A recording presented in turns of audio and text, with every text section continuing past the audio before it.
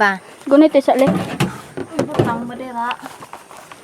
Yeah, so welcome to Foreigner in the Philippines. I'm waiting for Jessica and James because they're going to buy some water, and I'll just ride them because I'm gonna check the house, the well progress in the next barangay community.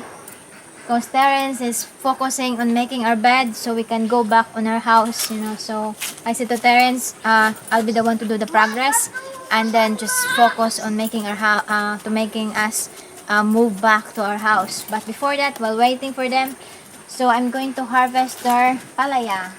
Look at this. This is their palaya. You know. Supposedly it's been like this. If you've been going checking some palaya. What's the English of this taliklik? Palya. Palaya, what in English? Palya.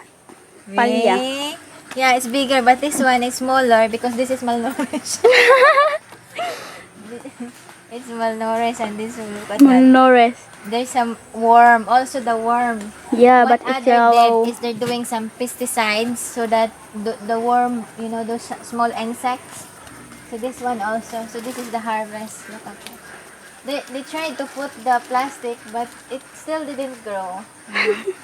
So here, come on, baby. They also have some here. They also some here.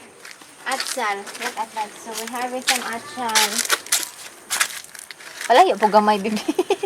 Palayo gamay, bibi. So look at that. They got some atsal here. So here also. Oh, palayo ba makita ang atsal, bibi? Oh, So syempre. here. So this is now the harvest. Gibagyo ang atsaw. You know, so here, they also have some pichay here. This one is really good for pork, some beef, and some fish. You just put it, mix it. It's Yeah. really good because it add on the taste of the vegetable of the dish that you're cooking. You know, so this one here. So here, even if this one and then you make it with the fish, you know, it's still very very good. You know, so and then here they got a snake plant here. Follow, baby, follow. So here, look at that. They put it in the pots, and look at it's bigger because the one that they put is carabao manure. So this is their kalibasa, which is not growing now. You know, and they have also some loya here. So some ginger. They planted also some ginger. Yeah, so that's it for now. You know, that's all their gardens. Yeah, they are. It's been raining now, so they're not been watering, but they're focusing on working also on the house, so that's why. But they're still harvesting on this, and it's still productive, producing vegetable, some that can be cooked also, that can also very helpful on making some dish. And then they have also some here, baby. It's follow, baby. They also have here some eggplant, you know. They have some eggplant here, and also the sibuyas. Look at that. It's bigger because they put it in the pots with full of carabao manure. You know, so here you see nice, grow very good.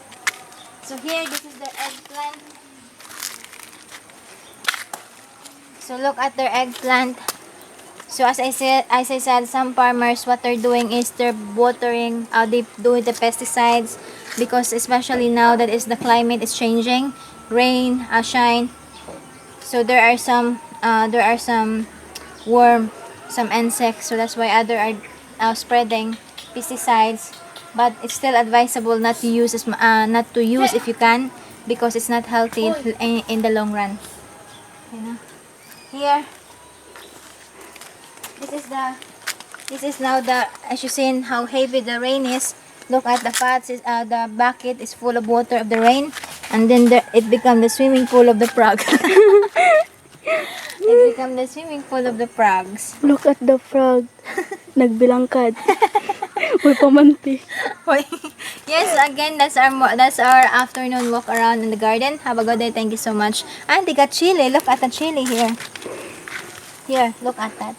They got a red chili. This is red chili. If you're following at Mananglina, she got a lot of this in her backyard. Yeah, so have a good day. Thank you so much and stay safe. Bye-bye.